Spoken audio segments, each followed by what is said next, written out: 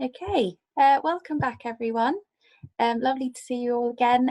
So next up we'll be hearing from Lorrie Cameron. So Lorrie is the centre head at Maggie's Lanarkshire. Lorrie will spend 15 minutes showing us around the centre and telling us how local Maggie's can support you and then leading a mindfulness taster for us. So over to you, Lorrie. Hi everyone, hi. Just going to unmute myself. Hello, and I see some familiar faces here, which is really lovely, and lots of unfamiliar faces too. So I'm going to say welcome to Maggie's. Welcome to Maggie's, courtesy of Target Ovarian Cancer. But you've got me for the next sort of 45 or so minutes, 50 minutes, and we're going to do a couple of things in that time, and one is just to introduce you to Maggie's. I know a number of you use our centre in Lanarkshire already, and maybe some of the other centres, but just to be sure that you know the support that is available here. So the way I thought I would do that is by giving you a little tour of the centre, but also maybe opening up a bit of reflection on what kind of supports you feel you're needing at the moment. And I know that Target Ovarian Cancer provide lots of that just now, but also just to think about what other gaps there are, what other supports you might be able to use, and maybe Maggie's can help with some of them. I'm doing something that for me is quite technologically clever in that I've got two devices on the go at the moment. So I'm sitting on my computer just now, but it's not that clever. But I am going to take you around the centre on my phone shortly, so fingers crossed that all works. So that should take, I think we've set aside about 15 minutes for that. And then after that, at 2:25 I'm going to do a wee introduction to mindfulness, which is something some of you may know about, may not. We will chat a wee bit about that before we start. So that will take us onto the last half hour of our wee section. First of all, I just wanted to ask, and please don't all unmute yourselves, but maybe just pop your hand up if you've used Maggie's before, or if you know us, or if you've been along to a centre. I see a few hands going up there, and I'm not sure if I can. Yeah, I see. Thank you, and some more hands. Oh yeah, okay. Lots of familiar faces. Sorry, I'm playing with my two screens there. So I'd say maybe about half of you know of us, and maybe a number of you don't or haven't been along. So Maggie's is really here for anybody who's affected by cancer. So by that, it might be somebody who's got a cancer diagnosis. It might be loved ones of people with cancer. So about 2/3 of people we see have cancer, about 1/3 are friends and family members. So know for your partners, your wider family, if they're needing a wee bit of support with your own cancer, then they're very welcome to use us as well. And we're here for people at any stage. So whether it's someone who's just had a diagnosis, whether it's someone going through treatment, sometimes people find us many months or if not years after their treatment and say it's been okay, but now I'm really struggling. I got through treatment all right, but I'm finding this really difficult. So we don't have any sort of limits on when we will see people, as long as their cancer is the issue that they're coming along with. And we have some of our team here just now. So I'm Laurie, and I'm the clinical psychologist at Maggie's. My colleague Gay is down there somewhere. Gay's going to wave to you just now. So Gay's one of our cancer support specialists in the orange top there. And my colleague Christina may or may not be here. She's not on the page that I'm looking at. Don't know if she is here, but she's another cancer support specialist. So Gay and Christina have a nursing background. I have a psychology background, and we've also got Dermot, who's our benefits advisor, and he can help with financial and benefits concerns that people have. And we all work in the Lanarkshire Maggie's Centre at Monklands in Airdrie, but you may well have a Maggie's Centre close to you. We have 8 across Scotland, so in Glasgow and Edinburgh and Aberdeen and Dundee and Kirkcaldy and Forth Valley, and I feel I've missed one out, but yeah, they're across Scotland. So please do get in touch with the one closest to you. What we're here for is because we recognise that when people are going through treatment for whatever kind of cancer, obviously it's not just the physical self that needs looking after.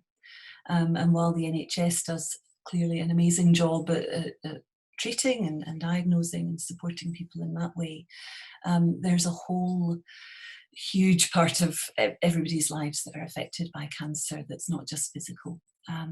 So we're here to help with the emotional support, the psychological support, the social support. So just meeting other people, as you guys are doing today, meeting other people in the same situation can be huge, can't it? How would this be if you were just having to go through this completely on your own?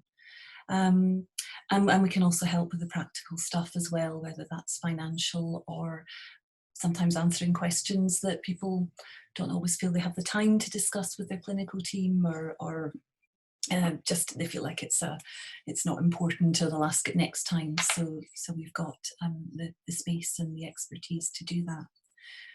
We are a separate charity, so we don't get people's case notes. We are very separate from the NHS, and some people quite like that. But it does mean that what we're doing always is working with the person and what they tell us and what they see as being the most important things. So I don't know if anyone's got any questions at this stage. I'm going to give you a little show round. But does anyone off the top of your head have any questions that you wanted to ask at this point? And I'm not sure if you're muted, but if you maybe pop a hand up, either just wave a hand or put one of the wee Zoom hands up and somebody can unmute you, or I could probably unmute you. You might have to unmute yourself. Does anyone have any questions anyway at this stage? I'm not seeing any hands up just now, so perhaps not. And what I would say is that if anyone does want to come along to Maggie's, you don't need to be referred. So you just pop in the door, or at the moment you give us a phone. That's usually the main priority for people, is how do you come along. So I'm going to show you around. I'm going to leave this this screen and pick up my phone. So I'm going to have to unmute myself on my phone. So you should find me in a moment.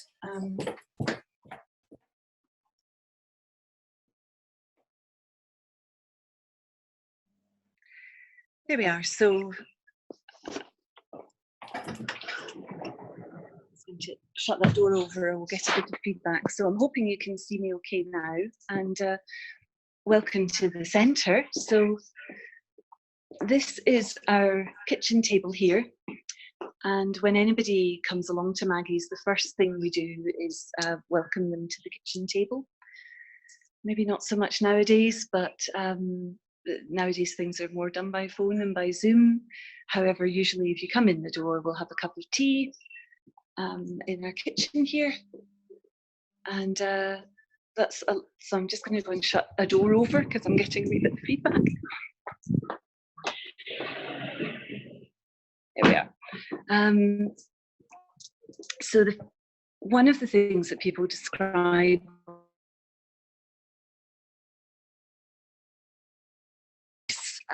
while the clinicians are amazing and do incredible work, sometimes it's taking that time to be able to sit down and really process what's happening, and that's one of the things that we can do here.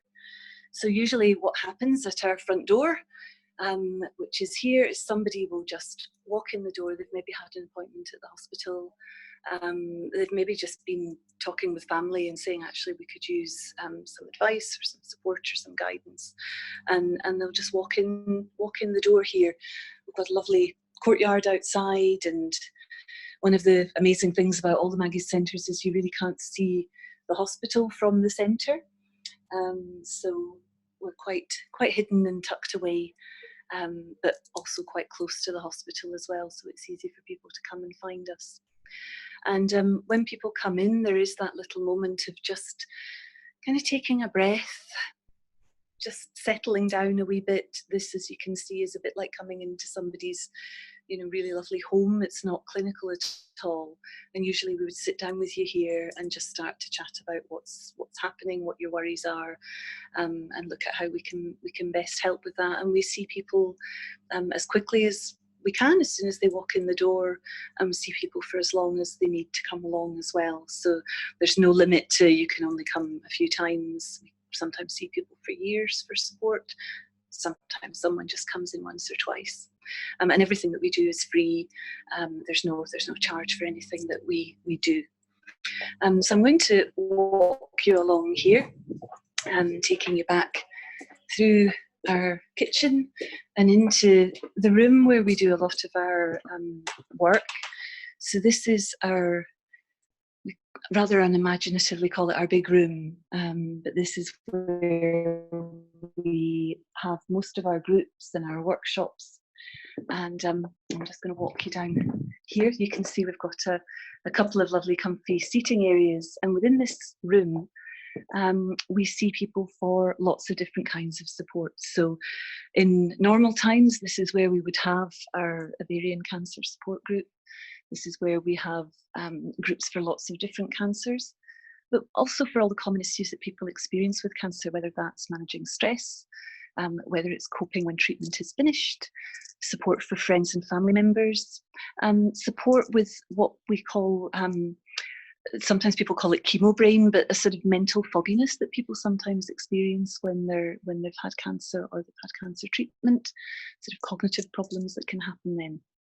So there's lots of different supports that we can offer, and we also do things like yoga, like Tai Chi, and again those are all free, and you just pop along in normal times and take part. At the moment we're doing most things online. We don't have the yoga and the Tai Chi, but we have an exercise session, and we have other support groups online as well. And then taking you back over here, where we see our garden outside, and in the summertime, again, a lovely place just to sit and have a conversation or take a bit of time away from the hospital. At the moment, we are saying to pop across if you're in the hospital, but otherwise just phone us and make an appointment, and we'll make a time that's really safe to come and have a chat. So I'm going to take you back through our library area behind me, and I'm going to take you back into my room, and if anyone has any questions or any comments or anything that they'd like to just check out, then we can do that. So I'm just going to disappear from here. I'm back.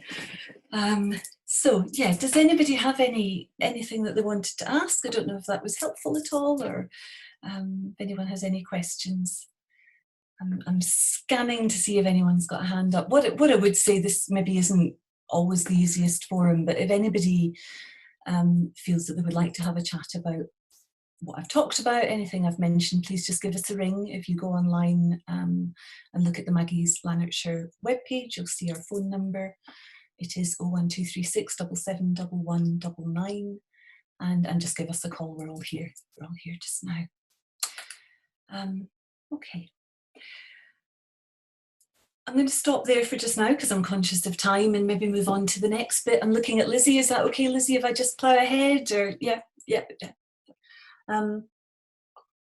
So my next question, and this next bit, which we've allowed about half an hour for, is really to slow the pace a little bit and to introduce the idea of mindfulness. And this is something that some of you might be familiar with, some maybe not so much. So again, if it's okay, I'm going to ask for a little show of hands. And I'm just wondering who's heard of mindfulness? Is it something you're familiar with? I see Christine and Dot and Tina and Amanda, and gosh, so many of you putting your hands up. I'm going on to the second page. Yes, so most of you putting your hands up, but not everybody. And is it something that people have practiced? Is it something that you do maybe quite regularly, feel that you're using mindfulness skills? Again, pop your hand up if that is the case. So a few hands, some half going up there. So a few hands going up there, but not as many. Okay, and that's lovely. That's what I would expect, I suppose, is mindfulness is something we read about or hear about, but maybe don't necessarily practice. So I'm hoping if you're here today and you're staying on for this bit, if it doesn't interest you, please do just go and come back again for the next bit, please. But I'm hoping that the fact that you're here today is because you maybe would like to know a little bit more about mindfulness. So, what is mindfulness? Well, I suppose it's the opposite of mindlessness. And mindlessness is where our minds, they never settle. They're always racing. When we're under stress, I think it's always so much worse that it just feels as though your mind is a little bit of a tornado and it's just going round and round and round, and there's thoughts coming in and worries coming in, and it can feel like quite a busy place in there. Does that resonate with people? Does that sound familiar? Yeah. And the way I sometimes describe it is being mindless is a bit like a sort of puppy dog. Our mind, we often feel we don't have very much control over. Our mind is often very busy, and a bit like a little puppy dog. It's off here, it's off there, it's exploring, it's active, it's busy. And that's exhausting. And particularly when we're affected by cancer or by other stressors, our mind is always going to things that might happen in the future, whether that's next week or next year or further down the line, things that have happened in the past. There's a constant sense of being sort of outside of ourselves and worried about things that are not right at this moment. And it's a bit like that puppy dog that's off sniffing that crisp bag and in those bushes and running all over the place. Does that, give me a wee nod if that kind of makes sense to you? Does that seem, yeah. And what we're doing when we're being mindful is we are starting to train that little puppy dog, and we're starting to teach it to sit and to be still and just to settle. And that very act has an incredible effect on us physically. So although I was saying earlier, I kind of made it seem a little bit of a false split where the NHS deals with the physical stuff and Maggie's helps with the emotional and mental stuff, but actually the two are so interconnected that how we feel emotionally and mentally has an absolute effect on how we are doing physically. It affects the release of stress hormones, it affects the functioning of our immune system. You know, how we're doing emotionally really does have a physical impact on ourselves. And if we can learn to be a little bit more mindful, if we can learn to sometimes train our puppy dog to just sit and be still and focus, actually that reduces the production of stress hormones. It improves the production of the hormones that make us feel a bit better, a bit more positive, lift our mood. It improves the functioning of our immune system. It helps us sleep a bit better, and it gives us a little bit of clarity. Just a few moments of feeling a bit better there, feeling a bit clearer there. So I'm going to chat today in what is a tiny amount of time, but just introduce a little bit of mindfulness to you. And please know that if that's something that you think, oh, this is quite interesting, speak to us at Maggie's. There are loads of resources online as well about mindfulness that I'll mention at the end. And this might be something that you could take the time just now to really practice in a bit more detail. I sometimes feel mindfulness is a bit like a tug of war, where you've got your mind at one end of the rope pulling you away in one direction. And what we're choosing to do is to be centered and focused on the thing that we want to focus on. So right now, I'm going to give you a wee experiment. I'd like you to take an object, whatever you've got sitting around beside you. I've got a pen, and everyone's got a pen. Whatever you have. If you have nothing, it could just be the palm of your hand.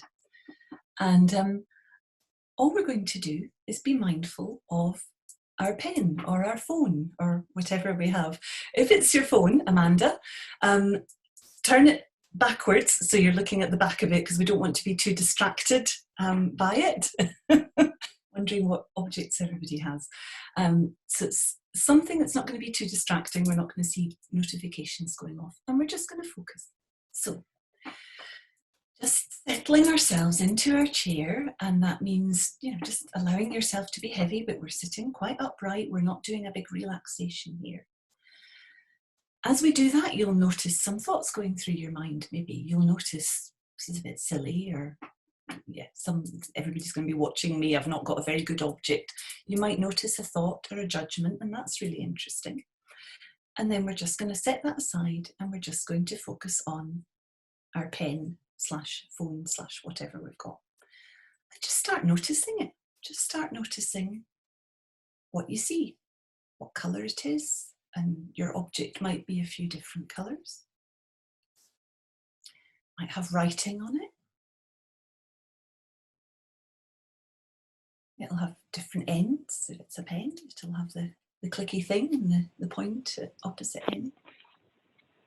And just notice as you do that sometimes you'll be distracted. Your puppy dog doesn't want to sit and look at the pen. Your puppy dog wants to think, I've got to buy milk on the way home, and all I could do is go into the toilet. And there's all these distractions. And every time you get distracted by your mind, just bring your attention back to your pen. It's quite difficult to do, but just noticing the colour, the reflections, the little bits that are shiny and the little bits that aren't. Maybe it's got a label on it. I know not everyone's got a pen.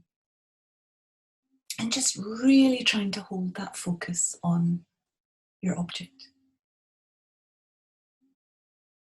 And then maybe zooming in a little bit more on one particular bit of your object. So it might be, for me, I'm focusing on the nib of the pen, just the very point at the top of the pen, and just using your attention like a spotlight that's been narrowed to a tiny pinpoint, and you're just paying attention to that and holding your attention there. When there are distractions, you're not being hooked by them. You're just looking at that little bit of your object. Focusing your attention, it's like an act of mental strength, just to focus on that object. And then relax and just expand your attention out again. Let your puppy dog run away, go and explore again. And we'll come back into the room and into the session. If you go away saying to somebody, what did you do in mindfulness? Oh, we're looking at a pen. That's a bit strange. But it's the importance of that act of just focusing. And nowadays, in our busy lives, we don't focus. I sit and I watch the telly and I'm playing on my phone and I'm eating a bag of crisps and I'm doing 3 different things at once. It's so rare that we really focus on one particular task, and it means often we do the task more effectively if we're focused, but it's just good for the way our brain works and the way our bodies work to be focused.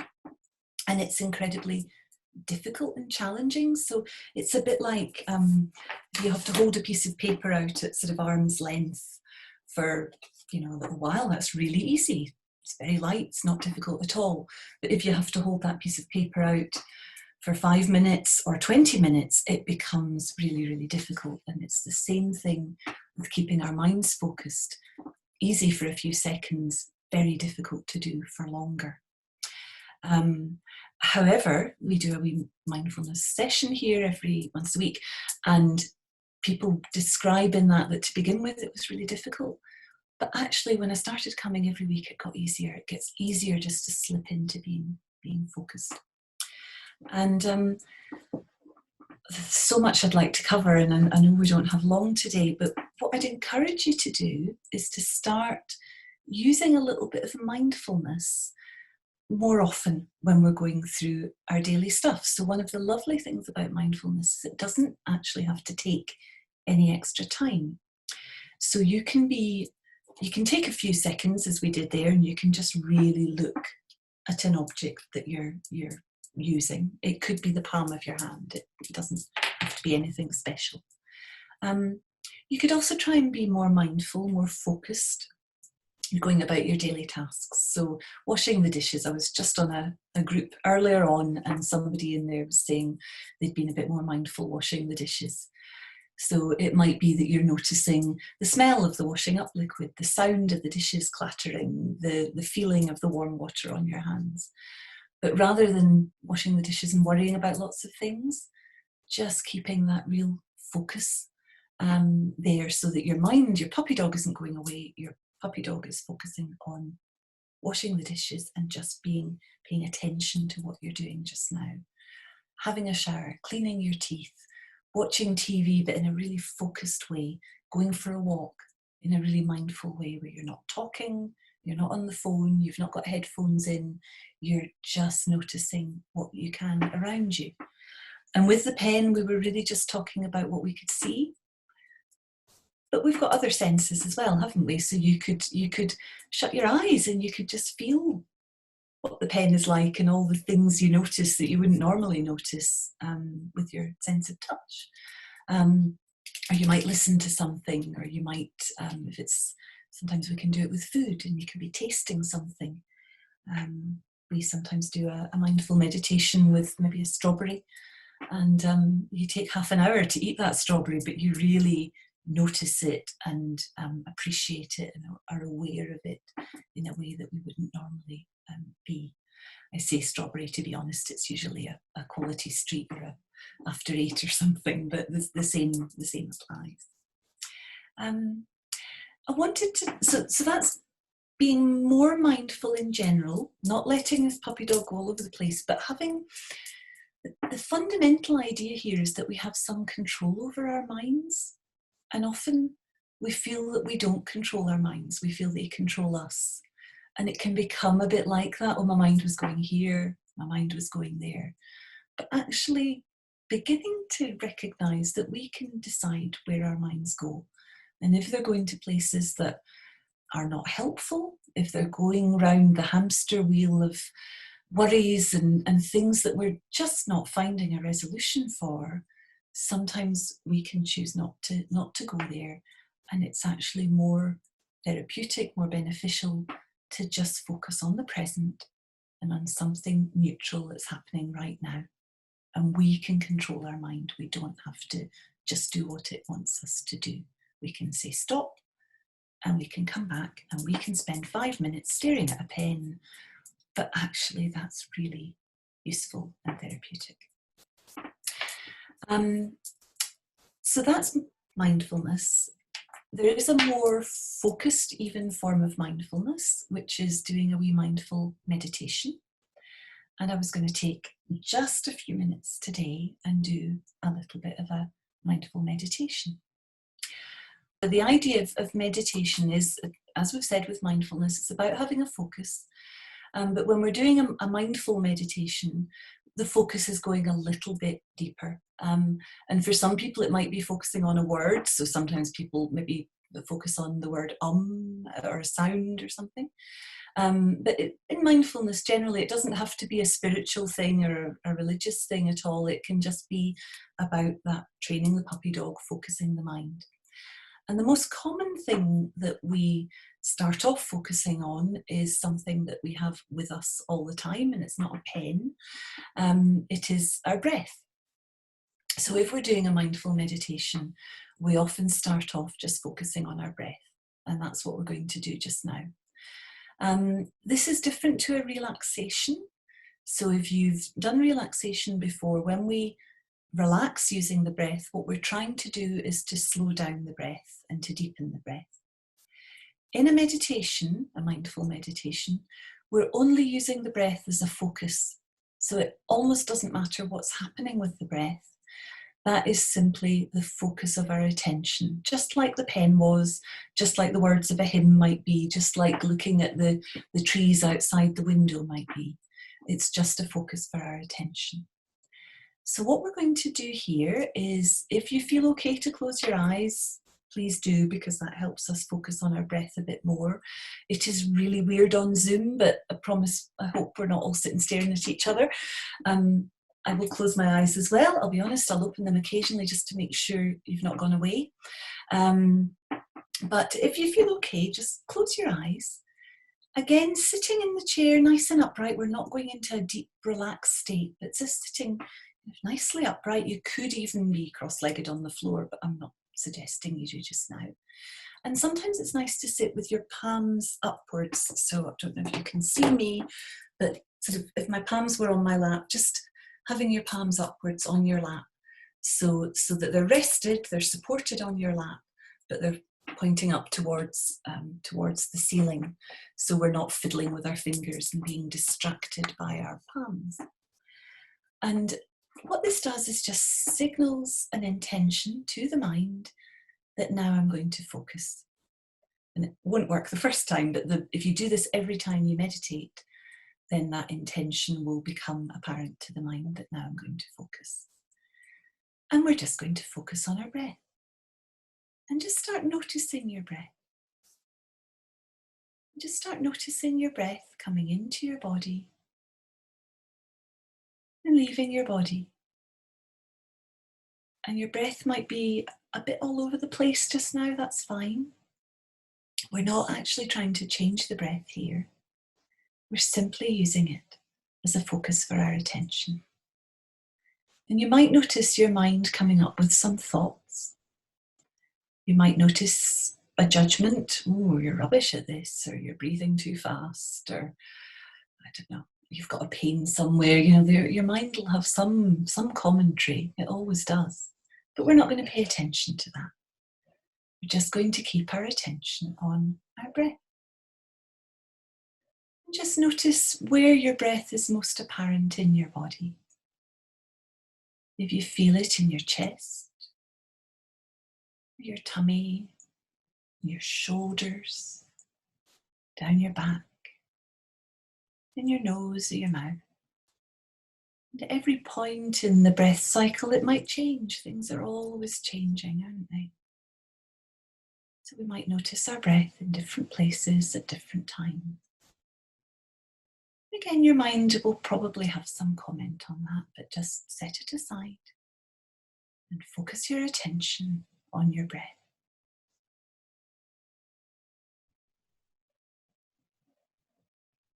And just noticing where your breath is. Noticing that puppy dog wanting to run off, and pay attention to a sound outside or a distraction in your mind, and then bring it back and just focus on the breath. On breathing in and breathing out. And noticing that every breath is different. Some breaths are deep. Some are more shallow. Some are quick and a bit jumpy. Some are long and slow, smooth. A bit like waves on a beach. Every breath is a little different. All we're doing is noticing each breath as it happens. And just being aware of each breath as it happens, not missing it. Being aware of it. And every time your mind wanders to something else, just kindly and gently bringing your attention back to your breath.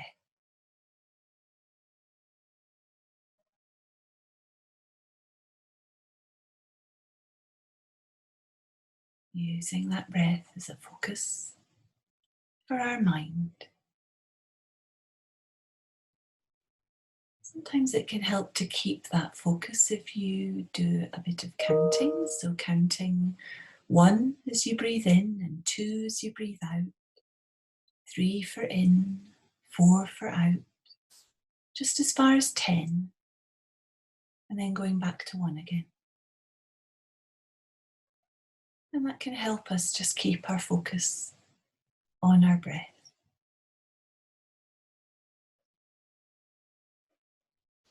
And sometimes we notice we don't make it anywhere near 10. Our attention wanders at 3 or 4 sometimes. And then we just start again at 1. And whether you choose to count or whether you choose just to keep your focus on the breath,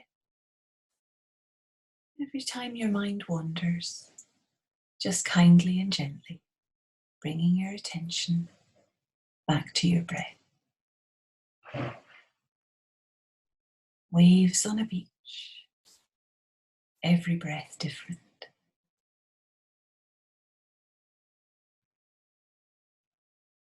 Just noticing the quality of each breath, the depth of the breath, the unique nature of each individual breath.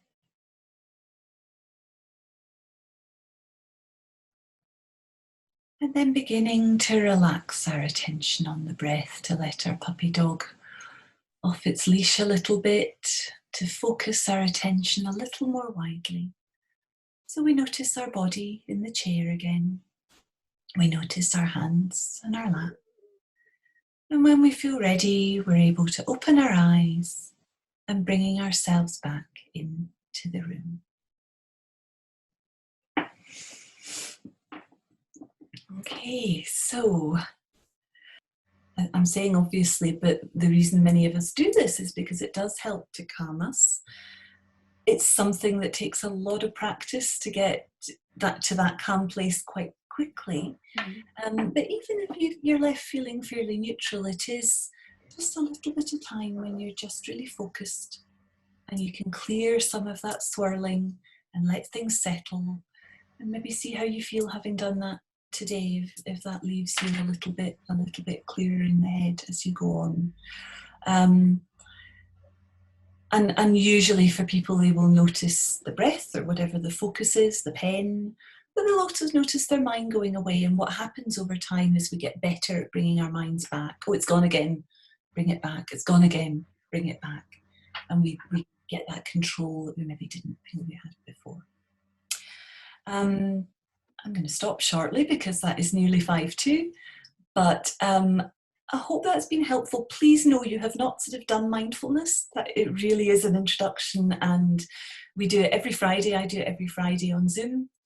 Here you will find lots of other resources as well, and if anyone would like to join that, we can give you the Zoom link for that, and I'd love to see you there. We have a question from Lorraine. Hi, thank you very much for that. That's very, very helpful. I just want to know from your experience, at what stage most people come to you? Are they coming at the beginning or after their treatment when they're asking for this help, or it's kind of a variety? It's a variety, Lorraine. Some people will come around about the time that people are being diagnosed, but what we know is issues can crop up for people at any stage. So we love it when people come to us early and we can support them the whole way through. But sometimes people will come and say, my treatment was a year ago, but actually now I'm struggling. So yeah, we would see people at any stage when their cancer is still an issue. Yeah. All right. That is about 5:02, so I think I'll hand back to the Target Ovarian Cancer team. And yeah, thanks everyone. Might stay around for a little bit and just see what else you're chatting about next, but thank you.